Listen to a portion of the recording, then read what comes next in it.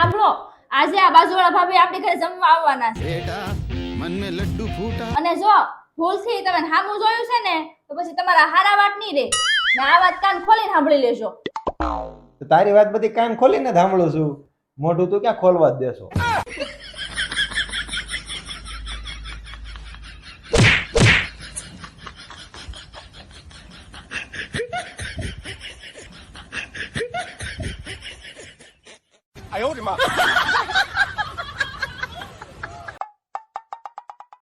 ઓય, તમારી છે બીજી કોઈ યાર વાતો કરો છો?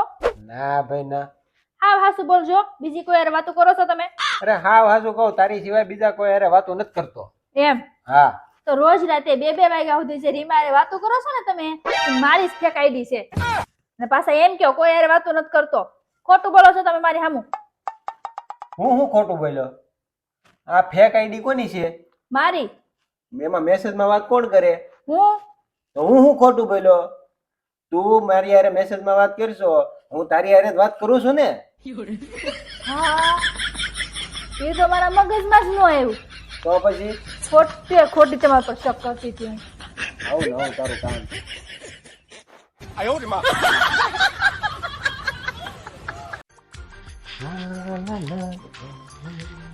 ઓય, શું કરો? પ્રેસ હતું. રાત વખત નો સ્પ્રે નો સટાય. કેમ? હું કેમ? સુડેલું સોટી જાહે તમને. એમ? તો પણ લગ્ન ને દી કહેવાય ને તારે. હા.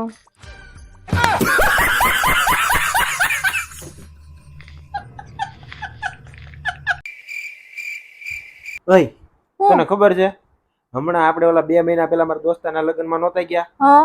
એના ડિવોર્સ થઈ ગયા. અરે હું વાત કરો? હજી 2 મહિના છે ત્યાં.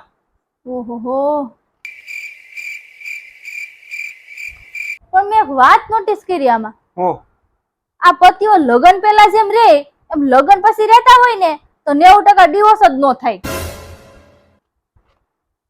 હું એક વાત કહું? કયો ને. પત્નીઓ જેમ લગ્ન પછી રહે ને હા. એમ જો લગ્ન પહેલા રહેવા મળે ને તો 90% લગ્ન જ બંધ રહે.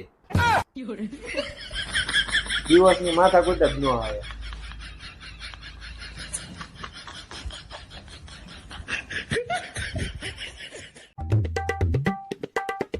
ઓય, હું તમને હાટુ ગિફ્ટ લાવી. શું લાવી?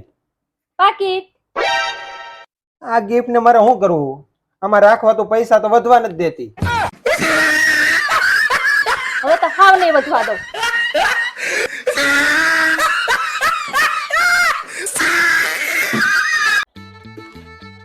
ઓય, આમ જો મેં મહેંદી મુકાવી.